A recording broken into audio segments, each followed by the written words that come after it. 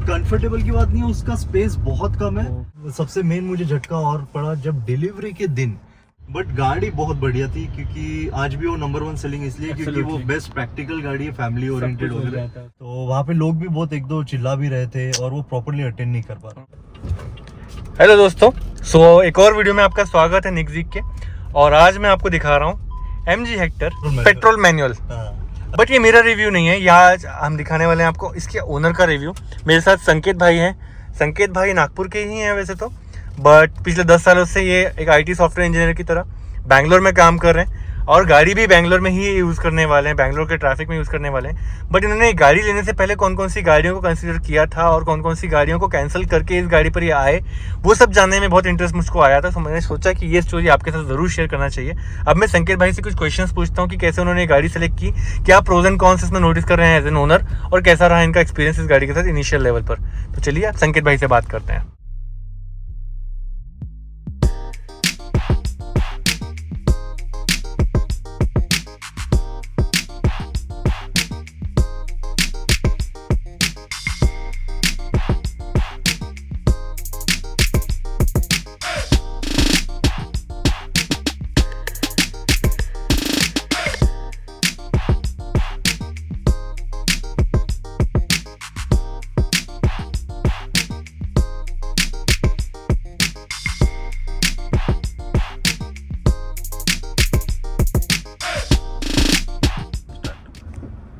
तो संकेत भाई, सबसे पहले तो आपका स्वागत है हमारे वीडियो में। पेट्रोल मैनुअल हेक्टर यूज कर रहे हो आप। गाड़ी तो बहुत ज्यादा खूबसूरत है क्योंकि रेड कलर में आपने लिया है, बट रेड गाड़ी को मेंटेन करना भी पड़ता है। आपने PPF भी लगवा लिया, चलो अब आपकी चिंता खत्म हो गई। बट इतनी बड़ी गाड़ी है, बैंगलोर जैसे ट्रैफिक में हैंडल करने वाले हो आप, आपको क्या लगता है ये वाली गाड़ी कंफर्टेबल होगी उस तरह के ड्राइविंग के लिए? कंफर्टेबल तो नहीं होंगी क्योंकि मैं आता हूँ i10 से, जो कि मैं अभी बैंगलोर में ओन करता हूँ। और वो मैं बेचने वाला हूँ। बट हाँ, मुझे i10 चलाने की आदत है। और फर्स्ट टाइम मैं जब बैंगलोर गया था तो वहाँ पे ट्रैफिक को देख के बहुत डर गया था मैं।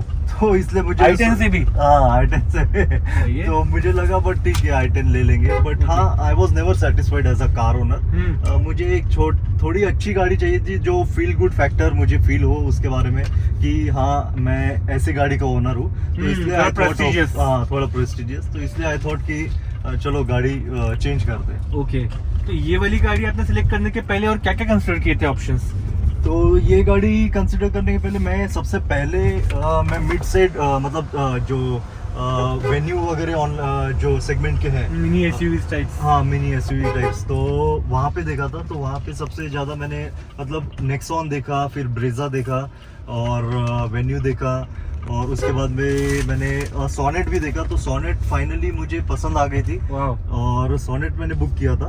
तो सोनेट बुक भी किया था बट उसका वेटिंग बहुत ज़्यादा था। और फिर उसके बाद में क्या हुआ इंसिडेंट कि सोनेट में बैंगलोर में बुक किया और फिर नागपुर आ गया। और नागपुर में जब मैंने अपने पेरेंट्स को लेके गया मतलब किया के शोरूम में, तो पीछे के सीट में बैठ के ही उन्होंने फट से बोल दिया कि नहीं, this is not the vehicle for us. Sonet में? हाँ, सोनेट में। क्योंकि सोनेट में पीछे की सीट कंफर्टेबल नहीं है। कंफर्टेबल की बात नहीं है, उसका स्पेस बहुत कम है। और ऐसा लगता है कि बहुत मतलब कंजेस्टेड स्पेस में हम बैठ रहे हैं पीछे। छोटी गाड़ी है तो उस हिसाब से काफी छोटी लगी। हाँ, फिर मैंने तुरंत वो मतलब मेरे माँ बाप का ऐसा रिव्यू था तो फिर मैंने बोला कैंसिल कर दिया। फिर मैंने तो आपकी सोनेट कैंसिल हो गई जी। अब अगली गाड़ी कोई बुक करके रखी नहीं थी, नया बुकिंग क्या किया फिर आपने उसके बाद? तो एक्चुअली मैंने वहाँ पे हॉल्ट ले लिया था कार का क्योंकि उस सेगमेंट में मुझे कुछ भी पसंद नहीं आ रहा था। तो ऑलमोस्ट मैंने 3-4 महीने का गैप ले लिया था। बट फिर मेरी वापस गाड़ी लेने की इच्छा कब हुई, जब थार ने लॉन्च किया सिर्फ 14 लाख में रेयर व्हील ड्राइव। अभी आया जो। जी। ओके। तो जैसे उन्होंने वो लॉन्च किया तो मुझे बस यही था, हमेशा से लगता था कि यार थार 20 लाख की लायक नहीं है मेरे लिए, अकॉर्डिंग टू मी। तो जैसी वो 14 लाख में थार लॉन्च हो गई, और वैसे भी मुझे 4x4 की कभी नीड थी नहीं। तो this was the best that can happen to me कि स्टाइल प्लस पैशन भी सब मीट हो जाता है। तो इसलिए मैंने फट से थार बुक कर दी। ओके। और फिर थार बुक कर दी, सोचा नहीं कि मैंने मतलब पेरेंट्स को कंफर्टेबल है कि नहीं है। मैं सोचा कि चलो बैंगलोर हार्डली साल में 1-2 बार आएंगे, तो 1-2 बार एडजस्ट कर लेंगे हम थार में कैसे। तो उसी हिसाब से मैंने बोल दिया, छोड़ दिया। थार भी बुक कर ली? थार भी बुक कर ली। थार बुक कर ली। क्या बात है। और उसके बाद फिर मैं नागपुर आया फिर से। अच्छा। फिर से नागपुर आया, क्योंकि इतने 6 महीने में मैं 2 बार नागपुर आ चुका हूँ। तो ओके। फिर से मैं घर हर बार फ्लाइट से आते हो, रोड से नहीं आते हो? जी फ्लाइट से गया। मतलब आपने हाईवे एक्सपीरियंस नहीं लिया नागपुर टू बैंगलोर? नहीं। ओके, फिर?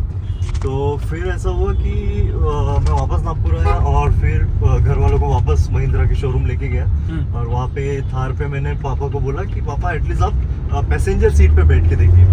तो पापा मेरे पैसेंजर सीट पे भी बैठ नहीं पा रहे थे, इतनी ऊंचा है ना? हाँ इतना ऊंचा था। तो हमको सबसे बड़ा डाउट तभी आया कि पैसेंजर सीट पे भी बैठ नहीं पा रहे, तो फिर तो कोई मीनिंग ही नहीं है। क्योंकि मैंने ऐसा सोचा, हाँ मैंने ऐसा सोचा था कि पापा एटलीस्ट पैसेंजर सीट में बैठ पाएंगे और मेरी वाइफ और मेरी मम्मी जो कि थोड़ी बहुत फिट भी है। अच्छा। तो वो लोग पीछे बैठ सकते हैं। ओके। तो वो सब हुआ ही नहीं, क्योंकि पापा का ही सीन बिगड़ गया। बिगिनिंग से ही वो कॉम्प्रोमाइजेशन हो गया था फैमिली के लिए। Thar is not a family vehicle. Family vehicle. But मैंने एक पॉइंट कंसिडर किया था कि चलो बैंगलोर में साल में 1 या 2 बार ही आएंगे। तो मैंने एक छोटा सा पॉइंट ऑफ डाउट रखा था मैंने वहाँ पे। वो भी निकल गया। फिर थार भी कैंसिल कर थार भी कैंसिल कर दिया। अब अगली गाड़ी ऐसा था कि यार अब लेना ही हो तो चलो बजट स्ट्रेच कर लो। तो पहले मेरा 15 के आसपास बजट था और 15 से 16-17 वगैरह बजट था। तो फिर मैं सोचा कि चलो अभी क्रेटा ही देख लेते। बट क्रेटा ऐसा था कि मैं सेटिस्फाइड नहीं था, बट गाड़ी बहुत बढ़िया थी। क्योंकि आज भी वो नंबर 1 सेलिंग इसलिए क्योंकि वो बेस्ट प्रैक्टिकल गाड़ी है, फैमिली ओरिएंटेड वगैरह सब कुछ है। तो बट वो कभी भी वो बोलते ना कि 100% सेटिस्फेक्शन कि नहीं था, वो क्रेटा में भी नहीं था। और वो मेरा तो क्या चाह रहे थे आप जो आपको उसमें नहीं मिला? मतलब वो मैंने कि कॉमन ही बहुत थी। फील ही बहुत आपने थी। शुरू में बोला था कि कुछ प्रेस्टिजियस हो। हाँ। तो मुझे मतलब एक और मिडिल क्लास आदमी की होती है कि यार उसको कम दाम में बेस्ट वैल्यू फॉर मनी चाहिए। तो इसलिए हमें मतलब मुझे वो लगा नहीं वो। और वो जा रही थी मेरी अराउंड 19 lakhs जो मैं वेरिएंट ले रहा था। तो मैं भी सोचा फिर यार 19 लाख में भी क्रेटा ही मिल रही है। और जब हम क्रेटा के शोरूम तक जा रहे थे, हमको कम से कम 15 से 17 क्रेटा दिख चुकी थी ऑलरेडी। सामने भी एक चल रही है। हाँ सामने भी एक चल रही है। तो हमने सोचा यार इतनी क्रेटा है रोड पे, तो यार वो ऐसा लगेगा ही नहीं कि मैंने एक नई गाड़ी ओन। क्रेटा की वेटिंग भी तो वैसी है, साल भर की वेटिंग है। साल भर की वेटिंग है। बट मेरी जो वेटिंग मुझे बैंगलोर में मिल रही थी वो हार्डली 2 महीने में मिल रही थी मुझे। अच्छा, जो वेरिएंट आपने चूज किया? जी, जो वेरिएंट में जो चूज किया तो उसका बहुत मुझे ठीक लगा। तो मैं बोला चलो वो भी बुकिंग कर ली फिर मैंने क्रेटा कि जल्दी मिल रही है करके एटलीस्ट। बट हाँ वो जैसा 100% सेटिस्फाइड कभी नहीं था। क्रेटा भी बुक कर ली? क्रेटा भी बुक कर ली ऐसा। तो मैं बोला चलो कर लेते वो ऐसा, वो फाइनल कर लेते। मतलब यहाँ पे मैं पूरा डन डील कर चुका था। कोई भी गाड़ी मेरे पास मतलब सोचा नहीं था कि मैं लूँगा।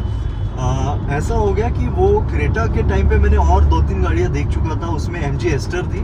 तो एस्टर वाले जो सेल्स पर्सन जो आए थे एस्टर लेके, उन्होंने वो ना कम से कम 3-4 बार बोल रहे थे कि सर आप हमारा एस्टर देख लो एटलीस्ट शोरूम में आ जाओ। तो शोरूम में आ जाओ और नहीं जो 2023 एस्टर है वो चला के देखो, ऐसा बोल रहे थे। ओके। तो मैं फिर फैमिली के साथ चला गया। मैं बोला मैंने तो एस्टर लेना ही नहीं है। अच्छा एस्टर का शोरूम गए, अच्छा किया ताकि दूसरी गाड़ी भी देख ली। जी।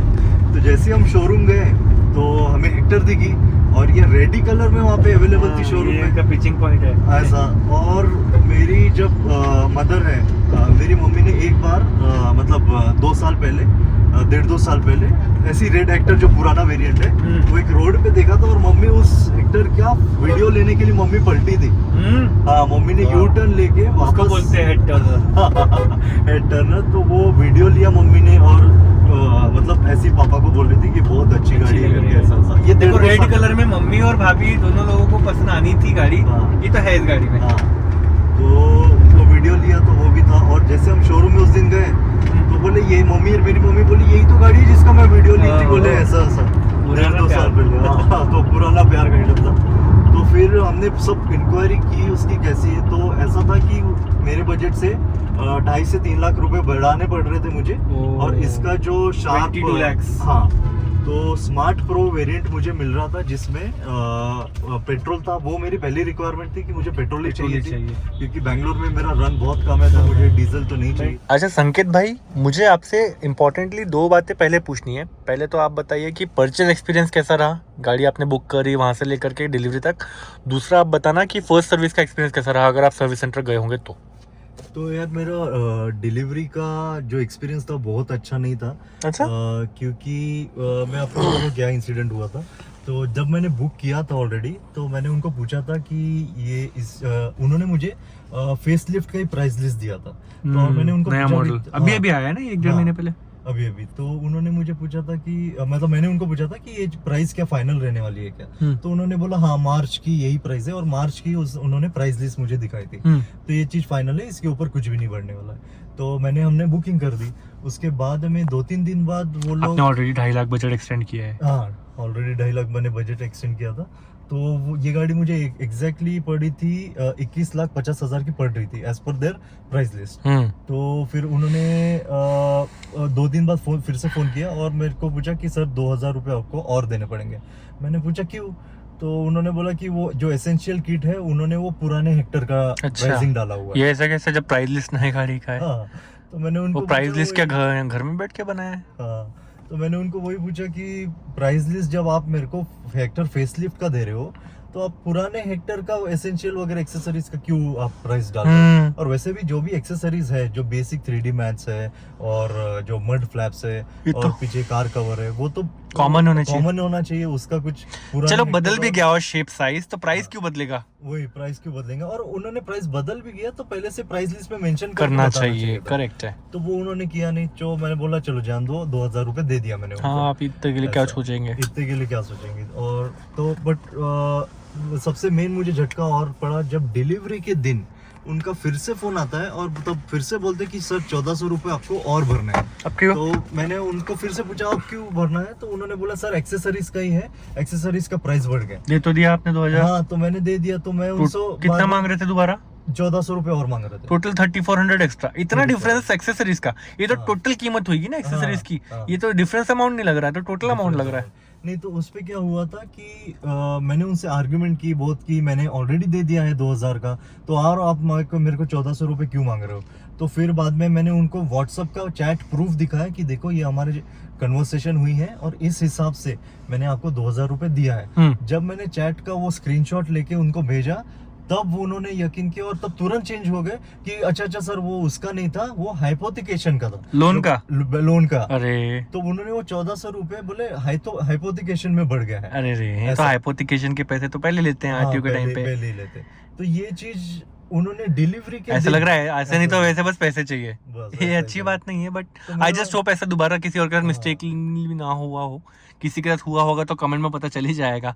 जो लोग एमजी की गाड़ी लेने के बाद में कुछ डिलीवरी एक्सपीरियंस शेयर करना चाहते हो कमेंट में कर देंगे। और सर्विस एक्सपीरियंस मेरा ठीक ठाक था, इतना अच्छा नहीं था। एक्चुअली वहाँ पे ऐसा था कि वो प्रॉपरली ना अटेंड नहीं कर पा रहे थे लोगों को। मतलब ऐसा है कि सर आप बैठो, फिर कोई फ्री होगा तो आएगा और फिर आपको अटेंड करेगा, तो ऐसा था। तो मुझे लग नहीं रहा था कि मैं एक प्रीमियम गाड़ी ओन कर रहा हूँ, क्योंकि मुझे सर्विस ऐसा लग रहा था कि बहुत गवर्नमेंट ऑफिस में गया हो और वहाँ पे जैसा काम होता है वैसा। अरे तो वहाँ पे लोग भी बहुत 1-2 चिल्ला भी रहे थे और वो प्रॉपरली अटेंड नहीं कर पा रहे थे। माहौल खराब लग रहा है। और जब मैंने अपने गाड़ी के कुछ प्रॉब्लम्स बताए थे, उनके जो भी पर्सन थे जिनको प्रॉब्लम्स बताना था, उन्होंने अच्छे से लिखा नहीं, सब सर आप बता दो हम कर लेंगे, ऐसा था। मतलब उन्होंने प्रॉपर नोट डाउन भी नहीं किया कि मेरे क्या प्रॉब्लम्स थे। कम्युनिकेशन इश्यूज दिख रहे हैं। और फिर मैंने व्हाट्सएप पे उनको पिंग करके दिखा सर ये 3-4 प्रॉब्लम्स है, आप इनको नोटिफाई। तो उन्होंने बोला हाँ ठीक है नोटेड करके। बट हाँ स्टार्टिंग में उन्होंने अच्छे से नोट नहीं किया, सर बस बता दो हम लोग कर लेंगे, ऐसा। मतलब इतना प्रीमियम मुझे कहीं प्रोसेस में इसमें लैग्स दिख रहे हैं ओवरऑल। पहले मिसकम्युनिकेशन सेल्स के टाइम हुआ, फिर सर्विस में तो प्रोसेस लैग दिख रहे हैं। क्योंकि वो कंपनी थोड़ी सी चलती तो अच्छी थी, मतलब प्रीमियम तरीके से ही काम करती थी जितना मुझे याद है। मैं भी सर्विस एक्सपीरियंस नहीं सेल्स एक्सपीरियंस देख चुका हूँ, तो सब कुछ एकदम अप टू डेट रखना, ऑनलाइन रखना, ये सब कुछ करना होता था। तो ये एक्सपेक्टेड तो नहीं था जो आप बता रहे हो, बट आई जस्ट होप कि कभी ना कभी वो सुधरे और अच्छा हो। ऐसे बहुत सी कंपनी है जिनकी सर्विस एक्सपीरियंस थोड़े से ख़राब रहते हैं, इनको उतना नीचे लेवल तक आना नहीं चाहिए। बस तो नहीं चाहिए। फ्लोर में आप क्या यूज़ करते हो ट्रैवल करने के लिए, ऑफिस वगैरह? अभी तो आपका मतलब चलो ये है वर्क फ्रॉम होम चालू है, अदरवाइज ऑफिस जाते तो i10 से जाओगे? जी i10। ओके, तो i10 ही है, बस वही है। और इसका वही है, मतलब पेट्रोल में कंसीडर करना था और मुझे मैनुअली चाहिए थी और बजट में भी मैनुअल आ रही थी। बढ़िया। तो मैं सोचा चलो यही ले लेते, क्योंकि इसमें मुझे सभी मिल रहा है। 14 इंच स्क्रीन मिल रही है, पैनोरामिक सनरूफ मिल रहा है और मतलब सभी premium feature. Feel feels very premium, look हाँ। भी अच्छा आ रहा है जी रेड कलर में, तो माहौल लग रही है गाड़ी। मेरे को हाँ। क्रोम प्लस रेड कलर बहुत अच्छा लगा गाड़ी का, हाँ। लुक वाइज शाइन बहुत बढ़िया करती है ये। और ड्राइविंग वाइज फिर क्या था आपका? ड्राइविंग वाइज ऐसा था कि मुझे बस अंडर पावर नहीं चाहिए थी गाड़ी हाँ, कि- ये सब कुछ चाहिए। हाँ। टर्बो है ना इसमें 1.5 टर्बो। 1.5 टर्बो जी। ओके, तो जब मैंने इसका टेस्ट राइड लिया तो मुझे कहीं पे भी अंडर पावर नहीं लगी, और मेरे यूज के हिसाब से तो बहुत मुझे पावरफुल लगी गाड़ी। तो उस हिसाब पावर ऑन से- डिमांड है इसमें। हाँ। और स्मूथ है क्योंकि डीजल नहीं है। जी स्मूथ। कभी कभी ऐसा भी लगता है कि मैं कभी इलेक्ट्रिक गाड़ी तो नहीं चला रहा, हाँ। क्योंकि इंजन नॉइज बहुत ही बिल्कुल ही नेग्लिजिबल है। देखो अभी अगर रोड थोड़ा सा एंड्यू है तो रोड का थोड़ा थोड़ा आवाज पता चलता है, हाँ। अदरवाइज इंजन का आवाज जब डिसेंटली ड्राइव कर रहे हैं तो नहीं पता चल रहा है मुझे भी। 2000 आरपीएम के नीचे इसको रखेंगे तो काफी साइलेंट है, ये तो मैंने भी नोटिस किया। तो हाँ, आपकी ये रिक्वायरमेंट तो वहाँ फुलफिल हो गई। और ड्राइव डायनेमिक्स का क्या, हैंडलिंग, स्टेबिलिटी, कॉर्नरिंग वगैरह आपने इसको स्पीड पर चला के देखा है? हाँ, मैंने समृद्धि मार्ग पे ऑलमोस्ट 170 टच किया था। तो सेफली एंड वहाँ पे मुझे मतलब कोई इशू नहीं हुआ। तो वहाँ पे मतलब नॉर्मल चल रही, मतलब ऐसा लग नहीं रहा था कि मैं 170 के स्पीड में क्या हूँ, बात। मुझे ऐसा लग रहा था 120 के स्पीड में मैं चल रहा हूँ, ऐसा ओह। काइंड ऑफ लग रहा था। तो समृद्धि हाईवे रोड ही वैसा है, हाँ। बट हाँ जितना सेफ चले लोग उतना अच्छा। तो ठीक है, अच्छा है, मतलब आपने इसको स्पीड में भी ट्राई करके देख लिया और आपको स्टेबल लगी, ड्राइविंग वगैरह में गाड़ी अच्छी है। मुझे स्टीयरिंग इसका काफी लाइट लग रहा है, हाँ। तो इजीली सिटी में वन हैंड ड्राइव अपन करना चाहें तो कर सकते हैं इसको लेकर के। हाँ। तो सिटी के लिए तो ये सिटी फ्रेंडली गाड़ी भी है, हाँ। और फैमिली के हिसाब से तो आपने बता ही दिया। ये हेक्टर प्लस नहीं है, हेक्टर है, ये मतलब ये हेक्टर। 5 सीटर है। हाँ। कन्वीनियंटली आपकी फैमिली साइज को सूट भी कर गई। माइलेज में इसको आपको कितना मिल रहा होगा अभी, कुछ आइडिया है? हाँ, माइलेज में एक्चुअली इसका एक वन ऑफ द नेगेटिव भी है जो मैं हेक्टर ओनर्स को बताना चाहूंगा, जो या तो जो Buy प्लान करने लेने वाले के हैं। सोच रहे हैं हाँ। फ्यूचर में, कि इसमें माइलेज MID में नहीं दिखता है, मतलब यहाँ पे कोई क्या बात screen करें, पे- फ्यूल कंप्यूटर नहीं है इसमें? हाँ, बट इसमें इसमें ऐप में दिखता है। नहीं, इसमें भी नहीं दिखता है। अच्छा, ऐप में दिखता है। हाँ, ऐप में दिखता है। क्या नाम है आपका? MG i स्मार्ट करके। ओके, आई स्मार्ट ऐप है। फिर हाँ। उसमें क्या दिखता है तो माइलेज इसका? उसमें सिटी में मुझे ऑलमोस्ट 12 के आसपास दिख रहा है, कभी 11 देती है, कभी 12 देती है, कभी 12.5 भी माइलेज मिल रहा है वही मुझे। रेंज में मिल रहा है। और हाईवे पे 14 to 15 माइलेज मिल रहा 2-3 माइल की एमपीएल है। एक्स्ट्रा हाँ, with AC on. With AC on. सही है, डिसेंट है माइलेज फिर तो। हाँ। मतलब अब इतनी बड़ी गाड़ी है, पेट्रोल में क्या ही देगी, और अगर डीजल होती तो 2-3 किलोमीटर एक्स्ट्रा दे देती। हाँ। ठीक है, फिर और कौन कुछ है आपको लगता है जो गाड़ी में सुधरना चाहिए या और अच्छा हो सकता था? कौन सबसे बड़ा कौन इसका ये है कि इसमें एक फीचर ऐड किया है, जो कि ये अभी जो हेक्टर फेसलिफ्ट मॉडल है, जो कि ये है बड़े ग्रिल वाली। हाँ, बड़े ग्रिल वाली। तो इसका एक कौन है कि इसका जब स्टेयरिंग हम लेफ्ट लेते थोड़ा सा तो लेफ्ट इंडिकेटर ऑन हो जाता है, हाँ, ये तो राइट मैंने लेते तो देखा। राइट इंडिकेटर ऑन हो देखा जाता है वो है। मैंने। तो ये बहुत जो ट्रैफिक वाला मार्केट वाला जो एरिया है, जहाँ पे आप बार बार ऐसे ऐसे करके गाड़ी चला वहाँ रहे भी हो हैं, जाता है। तो वहाँ पे भी ऑन हो जाता है, जैसे मैं भी और देखता हूँ। पीछे वाले लोगों को बहुत कंफ्यूज हो जाता है। अब एक बार ऐसा हाँ, अभी इंसिडेंट हुआ। हुआ। हाँ, एक बार ऐसा इंसिडेंट हुआ कि पीछे वाले ने मुझे मतलब ऐसा कमेंट करके पास हुआ वो इंडिकेटर क्यों दे रहा है? हाँ, कि यार डिसाइड कर ले पहले कहाँ जाना है, फिर फिर निकल बेसिकली आना। मुझे लगता है ये यूरोपियन स्टैंडर्ड के हिसाब से डाल दिया फीचर। वहाँ लेन में इतना ट्रैफिक कंजेस्टेड नहीं होता है मोस्टली, हाँ, हाँ, और अपने यहाँ लेन स्प्लिटिंग ज्यादा होती है, वहाँ कम होती है, तो कम। वहाँ इंडिकेटर का कोई मतलब भी है, हाँ, यहाँ नहीं है। तो ये फीचर ऑफ नहीं होता? ऑफ नहीं होता। क्या बात कर रहे हो? हाँ, आपने मैंने पूछा? पूछा। ओहो, हाँ, फिर तो मैंने थोड़ी सी पूछा। डिफिकल्टी है। फीचर बहुत कमाल का है, हाँ। बट उसका पर्पस होना चाहिए। हाँ। जिस तरह की सिटी में चला रहे हैं वहाँ ठीक है, हर कहीं नहीं चाहिए। हाँ। तो ऑफ नहीं होता, ये कौन है फीचर, कौन नहीं? और कोई ऐसी प्रॉब्लम? और हाँ, और एक बड़ी प्रॉब्लम है कि पीछे के जो लोग बैठ रहे हैं वहाँ पे AC पावरफुल नहीं है। अच्छा, यहाँ से भी ऑपरेट नहीं होता। ड्यूल हाँ। जोन क्लाइमेट कंट्रोल है इसमें कि सिंगल जोन है? सिंगल जोन ही। तो मतलब मास्टर कंट्रोल से पीछे इतना यहाँ पे भी पावर बढ़ा है तो भी पीछे असर नहीं होता? हाँ, पीछे असर नहीं होता, मतलब ऐसा है कि इतना कम नहीं है, बट ये जो सामने जितना चिल्ड करता है सामने वालों के लिए बहुत अच्छा है, ओके। पर जो इसका कैबिन स्पेस थोड़ा बड़ा है तो उसके हाँ। वजह से क्या हो रहा है कि जो पीछे का रेयर एसी है ना, वो उतने पावरफुली नहीं भेज रहा है पीछे AC। ओके, आई थिंक पीछे एक और कंप्रेसर छोटा सा लगा होता, उसका अलग हाँ। कॉइल होता, हाँ। तो वो थोड़ा सा एक्सटेंड कर देता पावर को। हाँ। बट वो चीज़ की कमी लग रही है। अच्छी चीज़ है, अगर कंपनी इस फीडबैक को ले ले और कुछ इंप्रूव कर दे तो शायद आपको हेल्प मिल जी। जाए, आप जैसे दूसरे ओनर्स को बाद में इस गाड़ी में हेल्प मिल जाए। हाँ। और कोई दिक्कत आपको लगी इस गाड़ी में? और कोई दिक्कत नहीं है, बस ये दो मेजर फैक्टर जो मुझे तुरंत रियलाइज हुए। ओके। तो ये दो थे। बाकी गियर शिफ्टिंग स्मूथ है? गियर शिफ्टिंग इसका फर्स्ट गियर में प्रॉब्लम आता है। ओके। जब हम फर्स्ट गियर लगाते हैं तो फर्स्ट गियर थोड़ा हार्ड है, मतलब ऐसा कभी कभी बीच में रह जाता है या थोड़ा हार्ड है। शिफ्टर थोड़ा हाँ। सा लागी है, थोड़ा सा ये। हाँ, तो बस इतना है, बट आई थिंक वो ऑन एन हैबिट पे भी एक बार हो habit जाएगा, होगी तो हाँ। वो हो जाता है। बड़ी गाड़ी में बाकी मुझे ना कुछ एक चीज़ अच्छी लगी, बहुत सी चीज़ों में से एक चीज़ और अच्छी लगी। एक कार बनी हुई है MG हेक्टर MID पर। जो भी चीज़ मैं कर रहा हूँ, जैसे अगर मैं हेडलाइट चालू कर रहा हूँ, पास दे रहा हूँ, तो वहाँ पे भी दिख रहा है पास दे रहा है। मैंने ब्रेक दबाया तो वो ब्रेक लाइट चालू हो गया। मैंने लेफ्ट का इंडिकेटर दिया तो वहाँ पे ब्लिंकिंग चालू हो गई। तो there is a vehicle shown there which is behaving just as I am doing my drive with this vehicle. मतलब डोर एजर वार्निंग जो ग्राफिकल होती थी उसमें ऐसा होता था कि गाड़ी दिखा देंगे, दरवाजा खुला तो जो खुला वो दिखा देंगे। यहाँ पर वही ग्राफिक्स का एक्सटेंड करके वो ड्यूरिंग द ड्राइव बिहेवियर भी दिखा रहा है गाड़ी के ऊपर कि वो क्या क्या हम कर रहे हैं। लाइट लगाया तो लाइट दिखा दिया, इंडिकेटर लगाया तो इंडिकेटर दिखा दिया, ब्रेक दबाया तो ब्रेक दिखा दिया। So I think this is a very interesting feature. गाड़ी में है कमाल के मॉडर्न फीचर्स दिए हुए हैं, कुछ यूनिक फीचर्स भी है। अच्छा, मतलब ओवरऑल ये गाड़ी काफ़ी मॉडर्न और यूनिक फील होती है। अच्छा लगा मुझे भी ड्राइव करके, मज़ा आया। और फैमिली तो एंजॉय करती ही होगी।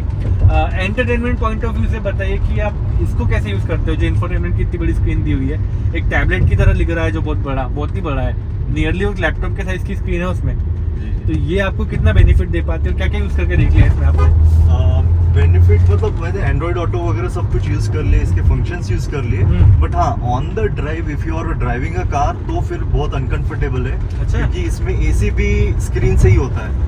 ओके। तो वो कहीं ना कहीं मुझे बहुत अनकंफर्टेबल लगता है, तो इसलिए देख नहीं मैं पाते हैं, हाँ। हाँ, मतलब बटन drive- चाहिए थी तो घुमाने वाली जो बिना देखे Correct, नजर correct। हटाने, तो बोल के करना पड़ता है, तो वो आप यूज कर लेते होंगे। वो मुझे इतना Habit नहीं हुआ। इंट्यूटिव नहीं लगता है, मतलब वो रिस्पॉन्सिव नहीं लगता है वो MG हाई MG फीचर वाला। तो वो कभी कभी प्रोसेसिंग ही दिखाता है या कभी कभी लैग ही दिखाता है, तो वो पूरी मैं तरह से इतना use- रिलायबल है। हाँ। Then you always need your partner to do this. Yes, जो yes, साथ में ड्राइव करना, भाई तुम एसी देख लो यार, थोड़ा ठंडा कर, थोड़ा ये गर्म तो कर। फिर मैं निकलने से पहले ही एसी सेट करता हूँ, बाद में निकलता हूँ ऐसे। तो फिर इरिटेटिंग हो जाएगा हाँ चेंजिंग क्लाइमेट में। चलो ये भी एक अच्छा पॉइंट है। अगर कंपनी ने आपको बटन्स दे दिए होते तो शायद अच्छा रहता, या फिर उनका हेलो MG थोड़ा सा और रिस्पॉन्सिव होता तो बेटर होता। इसका और एक पॉइंट है एंड्रॉइड ऑटो को लेके। अच्छा। एंड्रॉइड ऑटो कभी कभी इसका डिस्कनेक्ट होता है क्यों? अपने आप ही, पता नहीं क्यों। मैंने ये रियलाइज किया और मैंने उनको मतलब अभी 2 दिन पहले ही मुझे सर्विस हुई है, तो वहाँ पे मैंने मतलब उनको बताया था प्रॉब्लम, तो उन्होंने कोई सॉफ्टवेयर अपडेट किया है। अच्छा। उसके बाद मैं टेस्ट नहीं कर पाया। Okay। बट हाँ, उसके पहले प्रॉब्लम हो रहा था कि एंड्रॉइड ऑटो बीच बीच में डिस्कनेक्ट होते जाता था। अच्छा। तो उसमें वैसे मैप वैप जो भी है, तो मैप वगैरह स्टॉप होते जा रहा था। ओहो। हाँ, तो फिर सॉफ्टवेयर अपडेट करने से ठीक करना पड़ेगा वो तो। जी, कर दिया अभी उन्होंने। अच्छा, वो अभी कर दिया। हाँ, 2 दिन पहले किया है, बट वो मैं टेस्ट नहीं कर पाया कि वो डिस्कनेक्ट होता है कि नहीं होता है। अभी आज जल्दी में उन्हें जाना भी है आपको जी। वापस से बैंगलोर। व्यूअर्स के लिए आई वुड लाइक टू से थैंक यू सो मच, आप लोगों ने वीडियो यहाँ तक देखा। और अगले वीडियो में हम लोग दोबारा और इन्फॉर्मेशन आपके साथ शेयर करेंगे, और भी गाड़ियों की। कोई स्पेसिफिक गाड़ी अगर आप लोग देखना चाहते हो हमारे चैनल पर तो कमेंट में ज़रूर बताओ, और आज का वीडियो आपको कैसा लगा वो भी ज़रूर कमेंट में बताओ। जब अभी संकेत भाई ने 1200 किलोमीटर किया तो हमने आपको इनिशियल रिव्यू दे दिया। जब संकेत भाई के 10,000 किलोमीटर हो जाएंगे, शायद सेकंड सर्विस हो जाएगी तब तक, तो हम इनका एक और रिव्यू आपके साथ शेयर कर देंगे। उसमें आप क्या क्या पूछना चाहते हैं वो भी आप अभी से कमेंट में बता दो। Again thank you so much for watching. अगले वीडियो में दोबारा मुलाकात होगी, तब तक के लिए good bye and drive safe.